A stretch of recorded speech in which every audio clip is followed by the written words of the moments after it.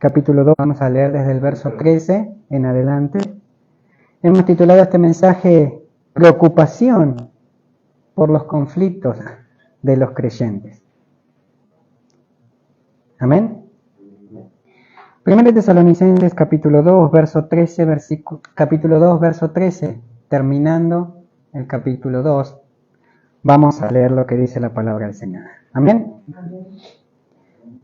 Por lo cual también nosotros, sin cesar, damos gracias a Dios, de que cuando recibisteis la palabra de Dios, que oísteis de nosotros, la recibisteis no como palabra de hombre, sino según es en verdad la palabra de Dios, la cual actúa en vosotros los creyentes. Porque vosotros, hermanos, seis imitadores de las iglesias de Dios en Cristo Jesús que están en Judea, pues habéis padecido de vuestra nación, de vuestra propia nación, las mismas cosas que ellos padecieron, que ellas padecieron de los judíos, los cuales mataron al Señor Jesús y a sus propios profetas, y a nosotros nos expulsaron, y no agradan a Dios, y se oponen a todos los hombres, impidiéndonos hablar a los gentiles, para que éstos se salven. Así colman ellos siempre la medida de sus pecados, pues vino sobre ellos la ira hasta el extremo.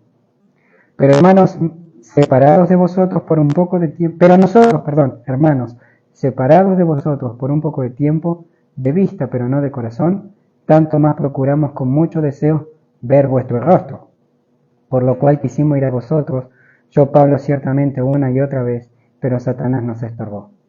Porque ¿cuál es nuestra esperanza o gozo o corona de que me gloríe? ¿No lo sois vosotros delante de vuestro Señor Jesucristo en su venida? Vosotros sois nuestra gloria y gozo. Oramos. Dios y Padre, te damos gracias en esta mañana. Gracias una vez más por poder abrir tu libro santo. Instrúyenos, Señor, enséñanos en todo lo que hagamos. Bendice a los que nos oyen en este lugar y por las plataformas digitales. En el nombre de Jesús. Amén. Amén. Bien. A modo de introducción, podemos decir que, por ejemplo, Pablo inició esta carta con una oración de gratitud a Dios por la fidelidad de la palabra de Dios que estaba obrando en los tesalonicenses.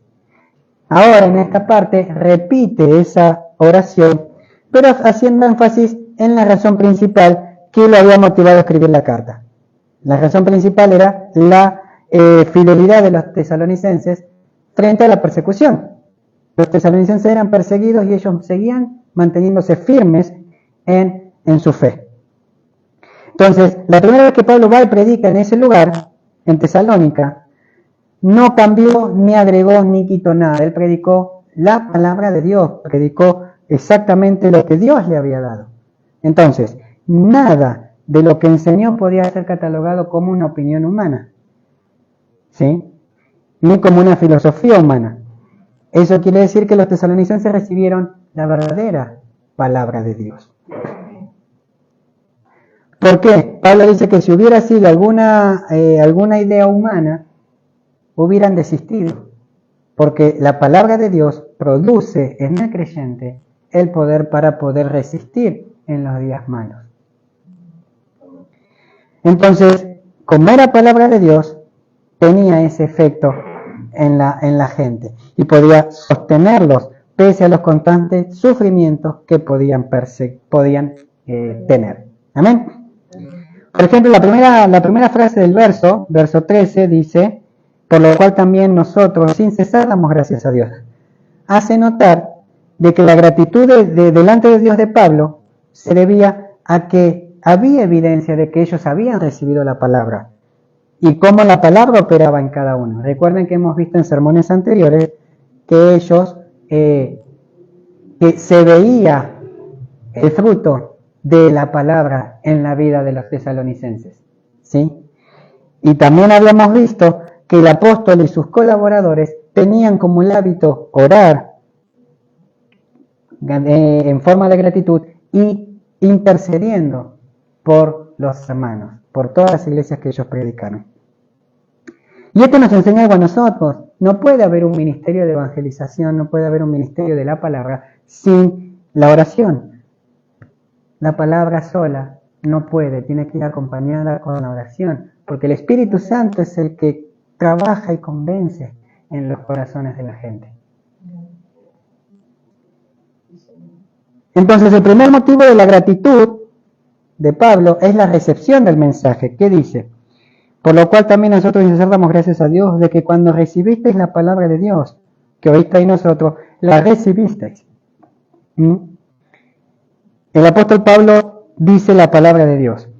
Y es importante prestar atención a eso. Porque dice que lo que ellos predicaban era la palabra de Dios, no predicaban cualquier otra palabra. Era la palabra de Dios. Pero el texto dice que ustedes, le dice a los tesalonicenses, recibisteis no como palabra de hombre, según es en verdad la palabra de Dios. Es la palabra que procedía de Dios mismo. A lo que nos lleva a preguntarnos, nosotros, ¿cómo recibimos la palabra de Dios? ¿La recibimos verdaderamente como palabra de Dios? ¿O la recibimos por ahí?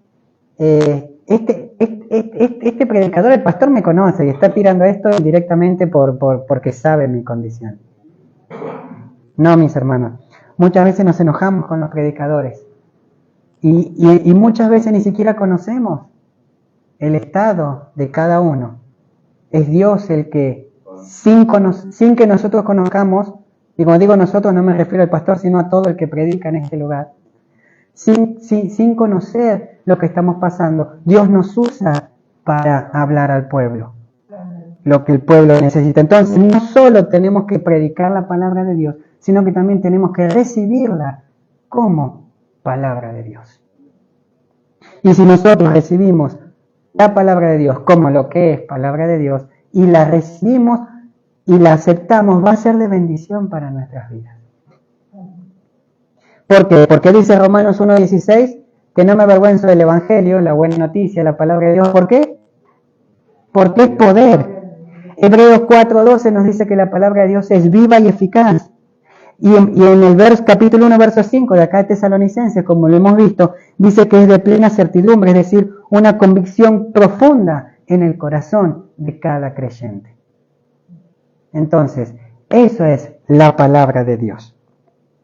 Y nosotros como predicadores solamente tenemos que limitarnos a predicar la palabra de Dios. Ninguna otra palabra, no una interpretación personal, no lo que yo entiendo de la palabra, sino orar y pedirle a Dios que nos revele, que nos muestre su palabra, el mensaje verdadero del Evangelio. Y eso es lo que Pablo está diciendo. ¿Por qué? Porque la palabra de Dios actúa. ¿Qué dice? El 13, la recibís como la palabra, no como palabra de hombre, sino como palabra, sino según es en verdad la palabra de Dios, la cual actúa en vosotros. Entonces la palabra de Dios actúa en cada persona. Pero ¿cómo sabemos que actúa para bien? Porque lo vimos, porque Pablo está diciendo que a los tesalonicenses la palabra actuó. Y actúa hoy en el creyente, ¿sí? Y produce en las personas, por ejemplo, salvación. No vamos a ver todos los textos bíblicos, en Romanos 10:17, 1 Pedro 1:23, nos habla de la salvación. La palabra de Dios en nosotros produce enseñanza y adiestramiento. Nos enseña y nos indica cómo caminar. 2 Timoteo 3:16. La palabra de Dios produce en nosotros guía. El Salmo 119:105. Lámparas a mis pies tu palabra y lumbrera mi camino. Nos guía. También consejo. También restauración. Nutrición, nutre nuestra vida espiritual. Santificación, liberación. Nos da regocijo en el corazón, entre otras cosas. La palabra de Dios es implantada en el creyente y es el instrumento, la palabra de Dios es el instrumento que actúa en el creyente y lo conduce en la senda que a Dios le agrada. Por nosotros, por nuestros propios medios no vamos a poder, sino que es Dios por medio de su palabra el que nos guía. Amén. Hay un meme, un chiste que dice, que he visto estos días, un mensaje de WhatsApp: pastor, quiero escuchar la voz de Dios. ¿Lee la Biblia?, le contesta el pastor. Pero quiero escucharla audiblemente. Léela en voz alta, le dice. O sea, la palabra de Dios es nuestro alimento, es nuestra fortaleza.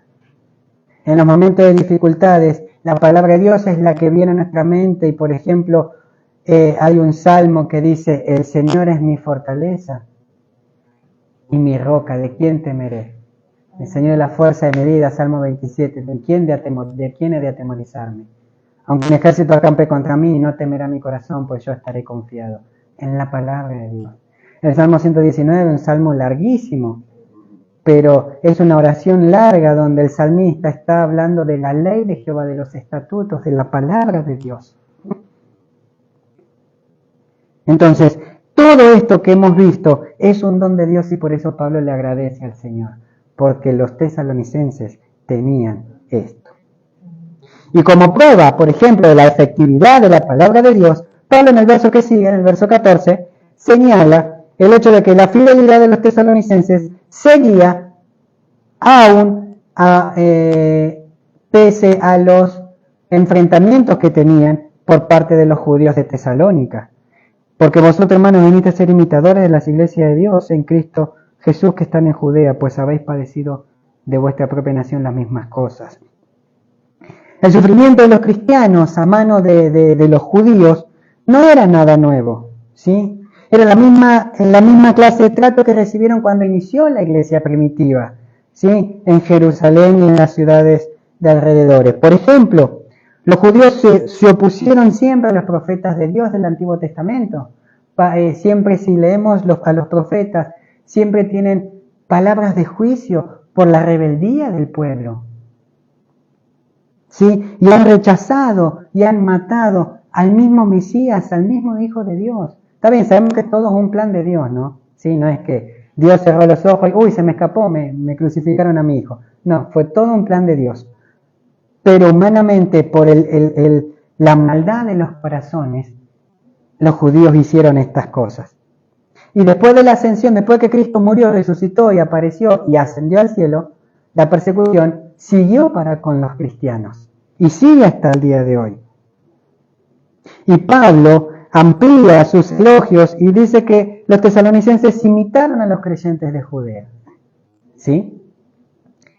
Y esto le daba más razones para estar agradecidos a Dios por la obra de salvación. ¿Sí?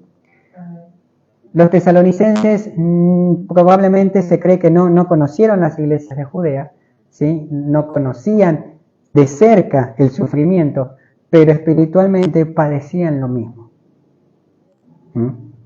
Entonces, esto es algo que nos enseña que ser seguidor de Cristo es sufrir por Él. ¿Sí?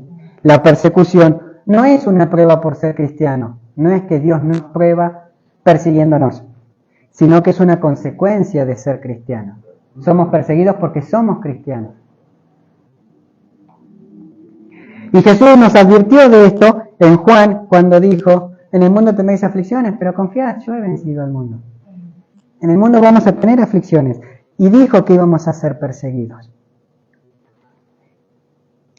Entonces sabemos que los cristianos pertenecíamos al mundo, pero fuimos sacados del mundo.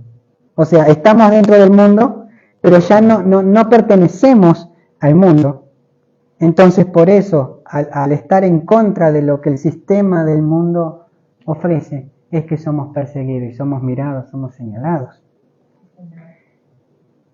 Y hermanos, tenemos que entender que ese es un precio que tenemos que pagar por la fidelidad a Dios. Los fieles a Cristo padecían en esa época y hoy todavía lo padecen persecución por causa de su nombre. Vivir conforme a la voluntad de Dios y de acuerdo a su palabra trae consecuencias de pruebas y aflicciones para el creyente. Pero no se desanime. En los momentos de más dificultades, donde más aferrados tenemos que estar a la palabra de Dios y a Dios mismo. Y Él nos va a dar la victoria. Vemos que Pablo también sabía lo que hablaba. Él decía, ustedes son perseguidos por sus compatriotas como los de Judea fueron perseguidos. Y a ver, ¿quién fue el perseguidor número 1 de la iglesia? Él mismo. Él mismo. Pablo sabía que él mismo persiguió y con qué ira, con qué bronca perseguía a los hijos de Dios. Entonces él entendía lo que sentían los judaizantes y ahora le toca sentir en carne propia lo que sentían aquellos cristianos en lo que él persiguió. Eso lo vemos en el libro de Hechos. Entonces, la disposición a sufrir con paciencia y fidelidad las aflicciones, convertía a los tesalonicenses en ejemplo para todas las demás iglesias. Hermanos, padecen persecuciones, padecen aflicciones, no se desanimen, no renieguen de su fe, no renieguen de Dios. Aférrense a Dios más que antes.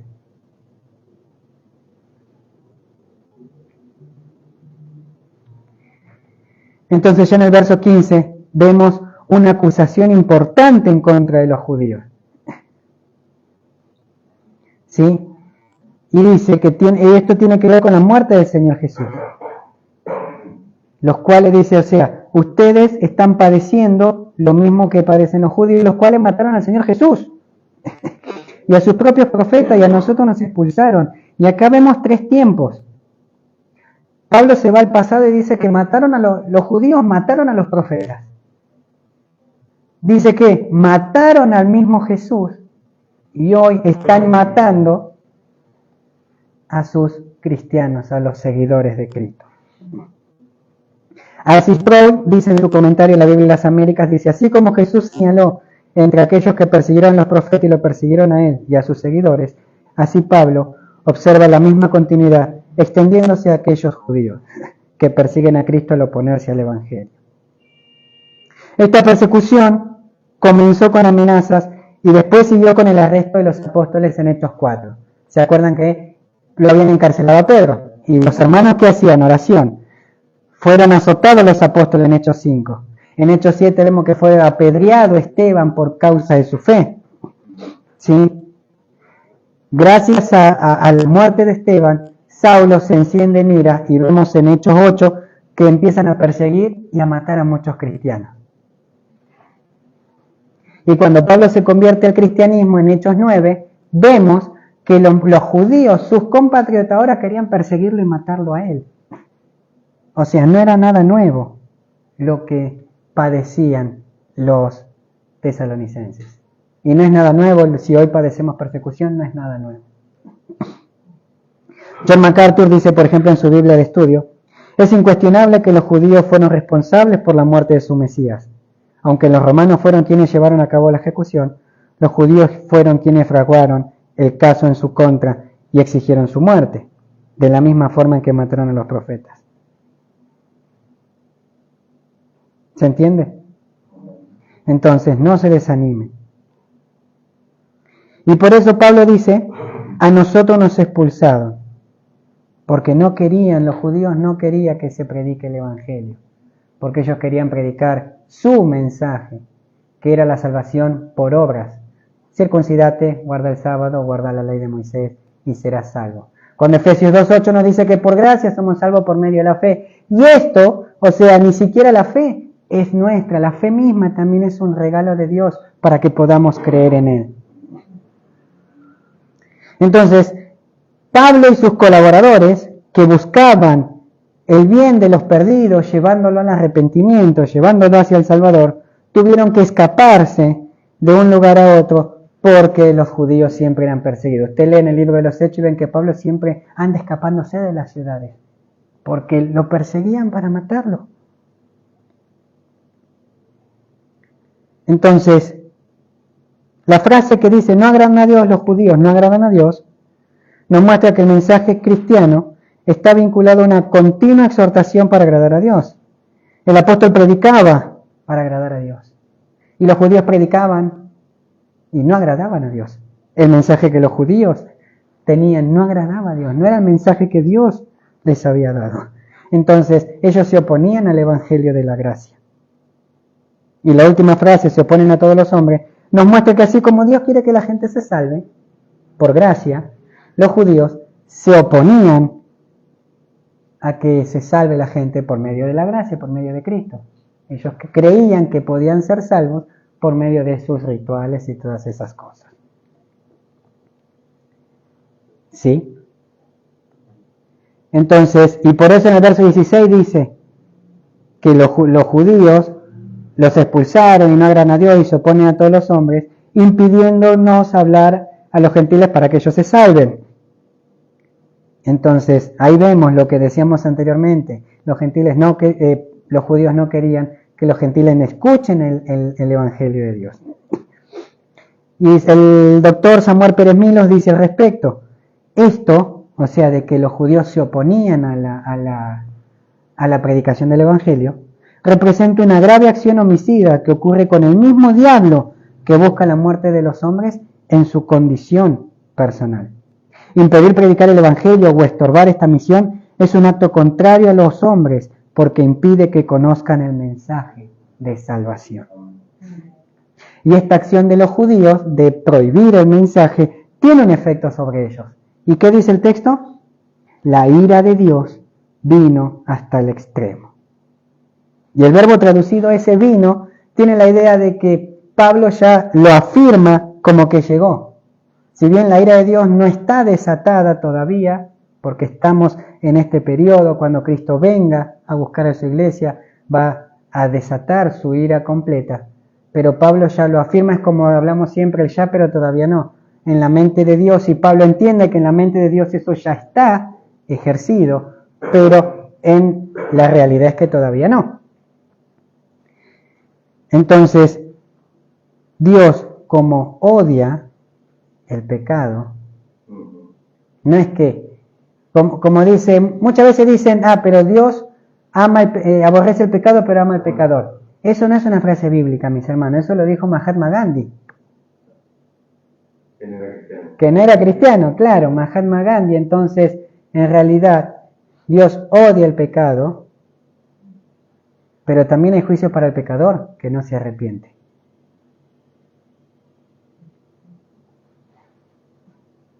Entonces el pecador tiene que arrepentirse para que Dios lo salve.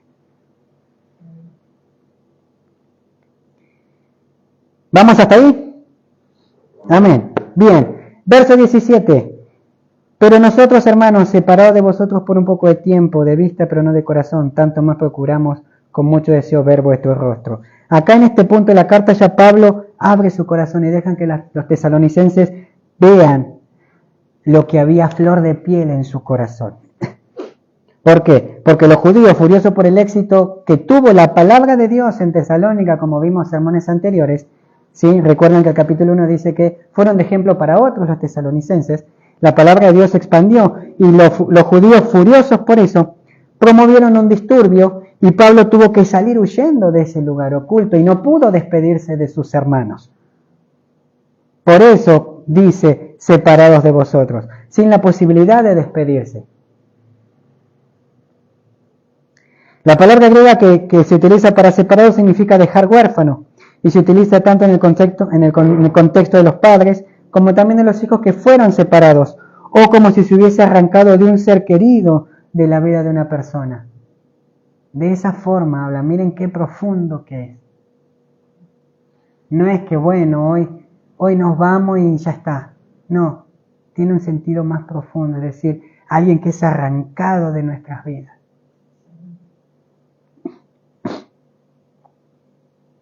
Pero también es posible que el apóstol estuviera persuadido de que esa separación sería por poco tiempo.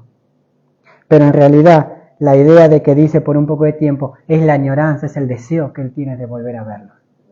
No, Pablo no sabía cuánto tiempo iba a estar separado de ellos, pero él decía por poco tiempo porque él anhelaba volver a verlos. ¿Y qué dice el texto? Que la ausencia era física, pero no en el corazón. Los sentimientos estaban ligados a Pablo con los tesalonicenses. Y estaban separados físicamente, pero como se dice hoy, en el espíritu seguían unidos. Y esa separación tenía en Pablo un ferviente deseo de recuperar esa presencia de ellos. Por eso, dice, procuramos ver mucho más, ver vuestro rostro. Está hablando de algo específico. La frase en el griego es fuerte porque tiene la idea de una prioridad.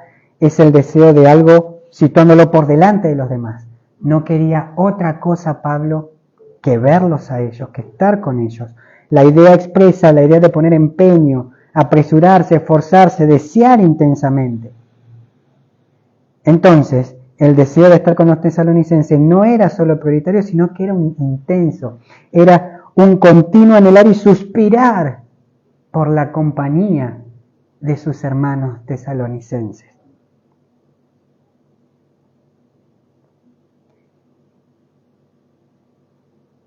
Y por eso, en el verso 18 vemos que Pablo dice: quisimos ir a vosotros, yo Pablo ciertamente una y otra vez, pero Satanás nos estorbó. Era tanto el deseo de Pablo que quiso ir muchas veces, como dice la Biblia de las Américas, más de una vez.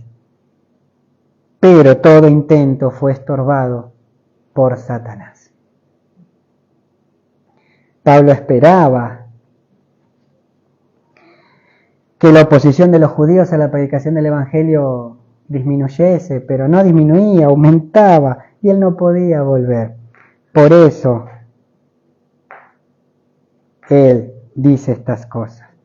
Y además, al ver que tardaba tiempo, él se desesperaba porque tenía miedo que los tesalonicenses flaqueen en su fe. Porque está bien, hasta el momento estaban firmes y soportaban, pero ¿cuánto tiempo más podían soportar? Entonces Pablo por eso tenía esa necesidad de que no flaqueen en su fe. ¿Y qué nos enseña esto, mis hermanos? Que Satanás quiere siempre frustrar el progreso del reino de Dios, como un ejército que no deja avanzar al ejército contrario. La palabra se traduce estorbó, por ejemplo, es un término militar que se refiere a cavar una trinchera para obstaculizar un camino. Una táctica defensiva que los ejércitos antiguos hacían antes. Hemos visto películas, ¿no?, donde se armaban pozos y le ponían ahí cosas como para cubrirle, y cuando el ejército iba, caían ahí. Esa es la idea. Entonces Pablo detecta a Satanás como el enemigo fuerte que obstruye la predicación del Evangelio.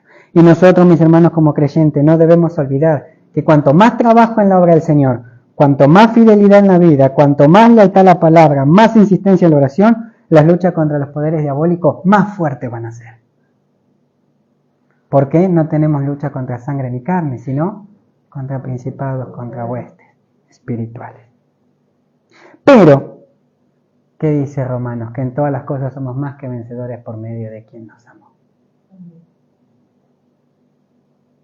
Y ya para ir finalizando, en los últimos dos versos, el 19 y el 20, vemos algo hermoso, y es que Pablo está diciendo que uno de los grandes gozos que él tendrá cuando Cristo venga es ver a la gente que él guió a los pies de Cristo. Como dice Lucas 15:7, porque os digo que así habrá más gozo en el cielo por un pecador que se arrepiente que por 99 justos que no necesitan arrepentimiento. Entonces, cada salvo comprueba el gozo de Dios. Y Pablo también se gozaba por cada persona que él le predicó y que el poder de Dios hizo el trabajo. ¿Por qué? Porque sabía que cada salvo iba a glorificar a Dios. Y también dice, contempla el galardón de la corona de gloria, de jactancia. Él podía sentirse orgulloso, pero no un orgullo de decir porque yo, sino un orgullo de decir porque Dios se plació y me usó para elegir, para poder predicar su palabra. Por eso la corona es festiva, o es de victoria la corona, por los triunfos atléticos. Y la gloria, que habla, denota la expresión exuberante de los sentimientos de alegría, muchas veces traducidas como jactancia.